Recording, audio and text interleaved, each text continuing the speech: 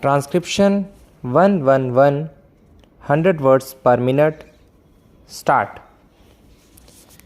Then, sir, reference was made to some audit report. That is how the lady member started. She said that the defense ministry was not doing its job quite well. There was over provisioning, there were lapses, and so on and so forth.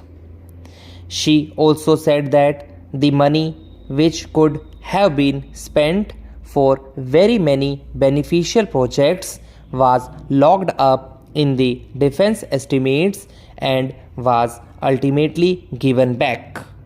Now, as a matter of curiosity, I think the House ought to know that these comments were made mostly on the audit report which dealt with the accounts of 1953-54, namely 2 years back, and which dealt with many cases which across in the years 1950, 1951 and 1952 when conditions were not normal. We were then just recovering from the effects of the Second World War, and these cases of over-provisioning came up before the audit. Now, these are the points which have been raised in this audit report. As you are aware, sir, there is a Public Accounts Committee whose main function is to go into the details of all these matters and to examine them. I am told that the Public Accounts Committee is at present engaged in the task of going into all these questions and taking steps to see whether the comments made by the Auditor General are satisfied or not, and whether there is a sufficient explanation forthcoming or not. The Public Accounts Committee has also got to devise the steps so that those irregularities should not occur and there should be no over provisioning. I may say one thing in passing because it will rather be tedious for me to take the House through the merits of each particular thing in detail. Please remember that there is no question of over provisioning. Whenever an estimate is made, the Finance Ministry takes very great care to see that there is no over provisioning. Sometimes it so happens that the money is not spent for certain reasons. For example, we may have got to pay rupees 5 crores for a certain equipment which may have been ordered from abroad and which may be due to be delivered in the financial year, that is to say in 1956-57.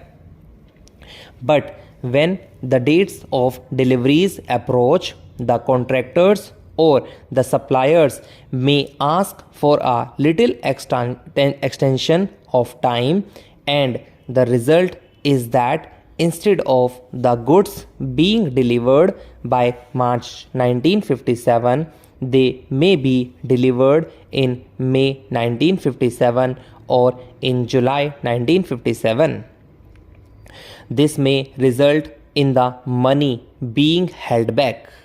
Now, such things do happen, but that does not indicate an lapse on our part or any mistake on our part.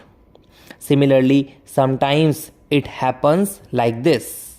In the beginning, say in October 1955, we find that something is necessary and we hope that the whole process of placing the contract and providing funds and everything else will be gone through and we will be able to get the deliveries by the end of the year. But negotiations take a lot of time. The contract is signed much later than we had imagined it could be signed, and the result is that the goods are not forthcoming by the end of the year and the money is held back. So that may occur, but that does not indicate any fault or any deliberate over provisioning on the part of the Defense Ministry. It would be stupid to do so. Why should we do so? There is no motive for that. My honorable friend referred particularly to one item of rupees 2 crores recoverable from the central ministries and the state governments. Now I went into all the details and I found that most of this money was under recovery from the central government and the state governments. It pertained to certain buildings and other premises which had been rented out to the state governments for rehabilitation purposes and some other purposes, but the rents had not been realized. This amount of rupees 2 crores represents the rents to be realized. Now I submit, sir, that the House should take this assurance from me that we are most anxious to prepare our estimates as accurately as possible and on the basis that the money estimated should be spent. In the Defense Ministry, we have got a financial advisor who keeps a strict watch over these things. My honorable friend said that we were spending 50%. As a matter of exactitude, that is not quite correct. I think if you only take the revenues, then it may be about 40 to 41%.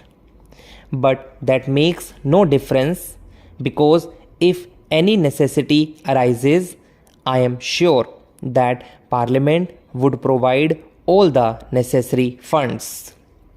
So it is not 50%, it is substantially much less than that. Then there was some reference made about the structure and there was some comment. What about the establishment of an army council? Now this is really a reference to the structure which exists in the United Kingdom. I am not saying anything about the official structure there. Probably it is very good. But so far as we in India are concerned, we went into this matter and we came to the conclusion that our existing structure performed really the same functions. As you are aware, sir, for the purpose of deciding high policy matters, we have got the Defense Committee of the Cabinet presided over by the Prime Minister. It is not confined to the Cabinet Ministers or a few of them, but the heads of the three services, namely the Chief of the Army Staff, the Chief of the Air Staff, and all other senior officers.